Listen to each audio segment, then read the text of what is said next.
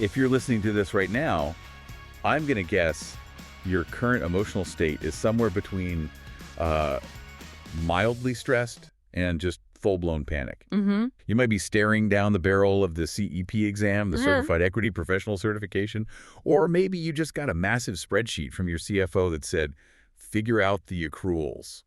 It's a very distinct kind of panic, you know? It happens when you move from the abstract idea of giving people stock to the cold, hard reality of how it actually hits the general ledger. Exactly.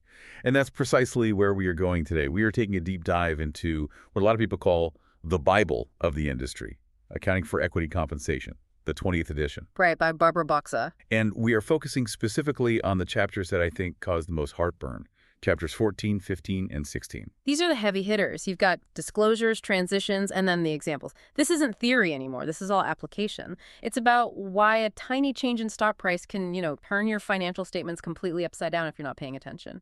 And we are going to get into the weeds. We're talking about why ESPPs are a valuation nightmare, why liability awards might make you report negative expense, which sounds fake, but is not. And we are going to test your knowledge at the end. Okay. But let's start at the end of the financial statement, effectively. Chapter 14, disclosures.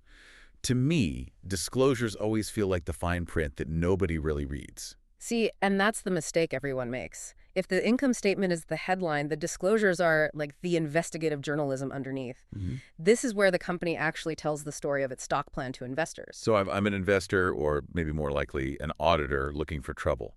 What's the story I'm trying to find in there? You're looking for consistency. The general rule is to aggregate. You don't list out every single grant, you group them.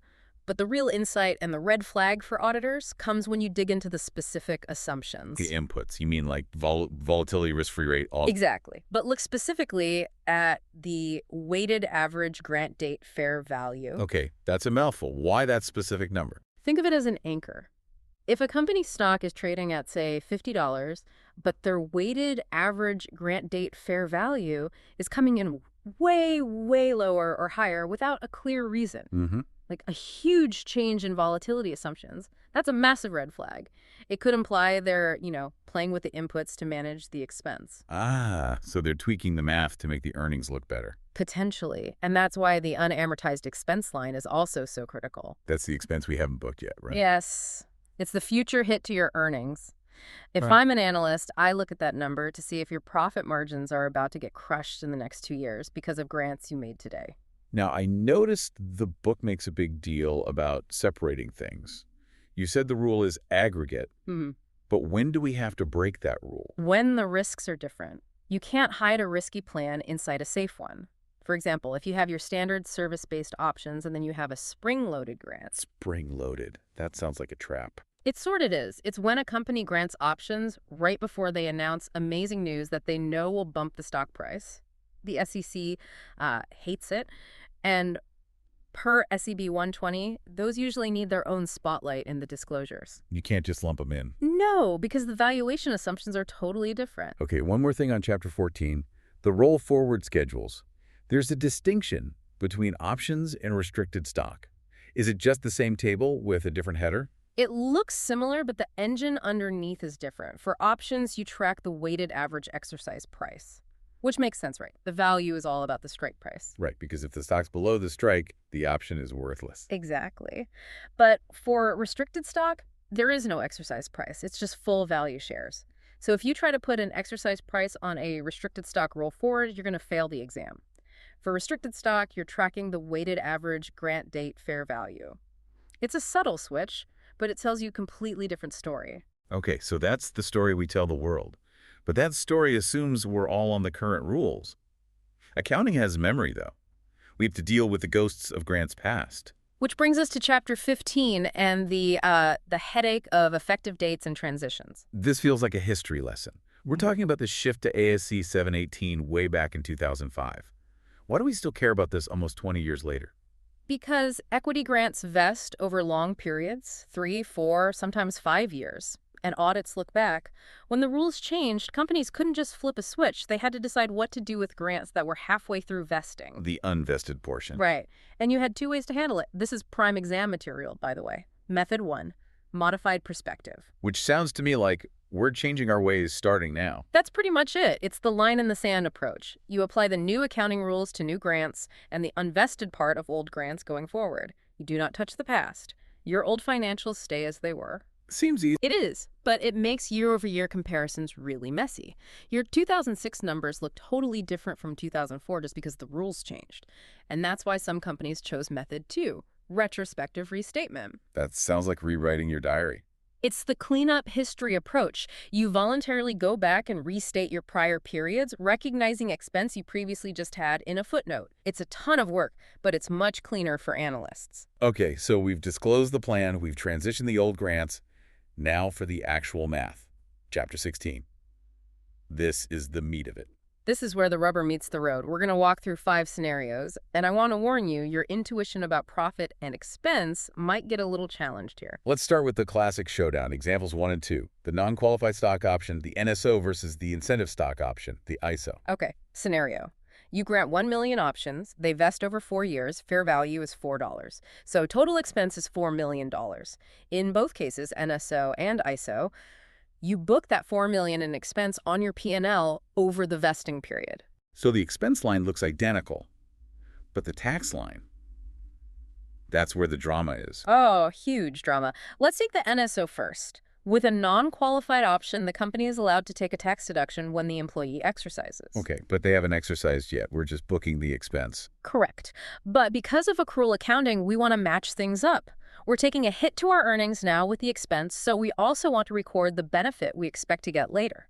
We record a deferred tax asset, or DTA. I always struggle with this. Can you give me an analogy? Think of the DTA like a coupon. The government says, hey, you're recording this expense now, and down the road, I'm going to let you pay less in taxes because of it. So you put this tax coupon in your pocket. That's the asset on your balance sheet. Okay. You hold on to it until the employee exercises, and then you cash it in to lower your tax bill. Okay, that clicks. So for the NSO, I have a $4 million expense, but I also have this shiny coupon in my pocket softening the blow. Now, example 2, the ISO. ISOs are tax qualified. The government gives the tax break to the employee, not the company. So the rule is the company gets 0 tax deduction. So, no coupon. No coupon. You book the $4 million expense, but you cannot record a deferred tax asset. That expense hits your bottom line completely naked, no tax offset. That seems harsh. But wait, isn't there a loophole? The disqualifying disposition? There is always a twist. If the employer breaks the rules, usually they sell the stock too soon after exercising, they lose their special tax status, and suddenly the company does get a deduction. So do we plan for that? Do we guess how many people might break the rules? No, that's too speculative. You have to assume everyone follows the rules. You book 0 DTA. If a disqualifying disposition happens, it's just a lucky tax benefit in that period, a windfall. Got it. Okay, moving to example 3, restricted stock. This seems simpler. It's just shares. It seems simpler, but the forfeiture estimation is where people trip up. So you grant 1 million shares. You don't actually expect everyone to stick around for 4 years to get them. Right. People quit. So ASC 718 says you have to estimate that forfeiture rate up front. Let's say you guess 10% will leave. You only book expense for 90% of the shares. That makes sense. It's like planning a wedding. You don't order dinner for the people who RSVP'd. No, it's a good analogy. Yeah. But here's the problem. What if you were wrong? What if only, say, 2% of people leave? Then I didn't order enough dinners. Or in this case, I didn't book enough expense. Exactly. In the final year, year 4, you have to do a true-up. You have to look at who actually vested versus what you predicted. And if more people stayed, you get hit with a massive catch-up expense in that final quarter. It can be a very nasty surprise for the CFO. And what about the tax coupon for restricted stock? Oh, you get the DTA, just like an NSO. But there can be a fun bonus here. Let's say the stock price goes from $10 at grant to $50 at vesting. The company gets a tax deduction based on that $50 value. But I only have a coupon for the $10 value. So you have a tax excess benefit. The deduction is bigger than your coupon. That extra tax savings flows right through and reduces your income tax expense. It's a great day for the company's earnings. I like excess benefit. Okay, let's get to example 4. The ESPP Employee Stock Purchase Plan. This is the one that really confused me in the notes. It confuses everyone. It's a Section 423 plan. It has a 24-month offering period, but purchases happen every 6 months. To me, that sounds like one plan, one grant. Why does the book say it's 4? This is where the valuation math gets really, really nuanced.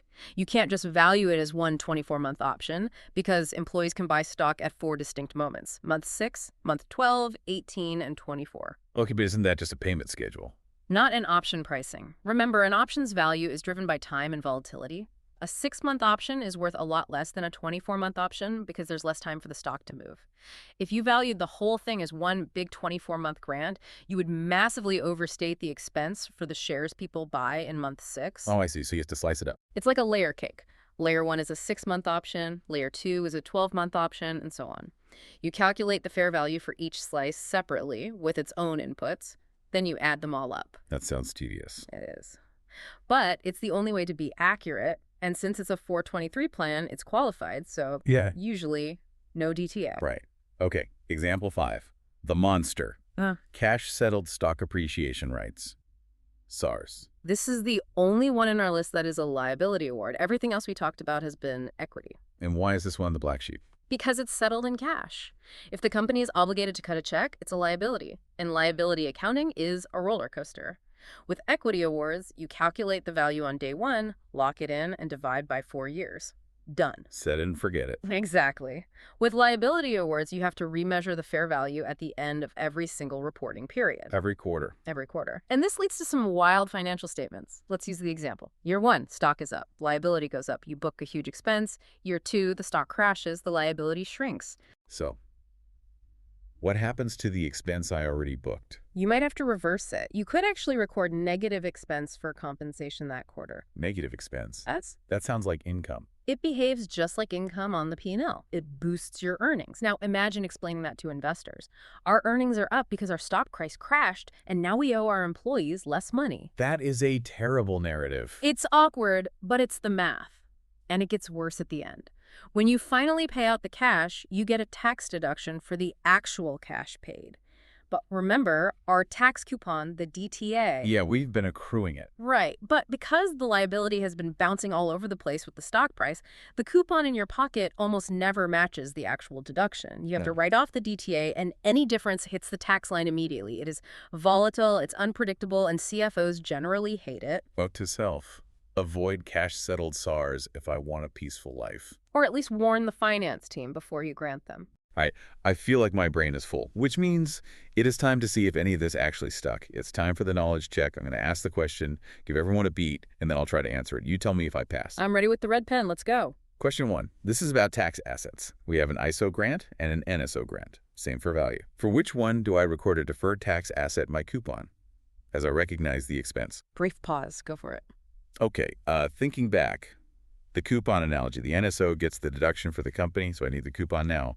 The ISO, the benefit goes to the employee. So I record the DTA for the NSO only. Correct. You passed. And the why is key. Right. We expect a future tax benefit for the NSO. We assume 0 benefit for the SO. Okay, 1 for 1. Question 2, that messy ESPP valuation. My company has a Section 423 ESPP, 24-month offering period, purchases every 6 months. Under ASC 718, do I value this as a single 24-month option? Brief pause. What do you think? My gut says yes, but your layer cake analogy says no. I think it's treated as multiple separate options. Spot on. It is treated as 4 separate options: a 6-month, 12-month, 18-month, and 24-month option. Each has to be valued on its own because the time horizons are all different. Layer cake for the win. Okay, question 3. Liability accounting. I granted those cash-settled SARs. The stock price tanks in year 2. How does that affect my expense compared to a standard stock option? Brief pause, the roller coaster question. Okay. If it's a standard stock option, nothing happens or the fix-it grant. But for the cash-settled SAR, since the stock tanked, the liability is smaller, so I have to adjust the expense down. Maybe even reverse it. You nailed it. For the liability award, you remeasure. A stock crash reduces the liability, which means you reduce or even reverse the expense. For the equity award, the expense is locked in stone at the grant date. The crash changes nothing on the books. 3 for 3. I might actually survive this exam. You're ready. Just remember the big themes. Disclosures about the story and finding red flags. Transition is about the line in the sand versus cleaning history, and the examples. It all comes down to who gets a tax break, ISO versus NSO, and how you settle the bill, which is cash versus stock. Before we sign off, I want to leave everyone with one final thought. We spent a lot of time on public companies, but Chapter 13 in the book touches on private companies. There's a concept called cheap stock. Ooh, that's a dangerous one. It really is. In private companies, boards love to keep the 409A valuation low to help employees. But the book warns that if you go public, the SEC looks back at those old valuations with 2020 hindsight. And if they decide your valuation was artificially low, that you issued cheap stock, they force you to record a massive compensation expense right at the moment of your IPO. It's called a cheap stock charge, and it can ruin your debut earnings. It's just a reminder that the accounting judgments you make today can absolutely come back to haunt you years later. All right, that is it for this deep dive. Next time you look at a spreadsheet, just ask yourself, is this a coupon, a layer cake, or a roller coaster? And maybe keep a bottle of antacid nearby. Solid advice. Good luck with the prep. See you next time.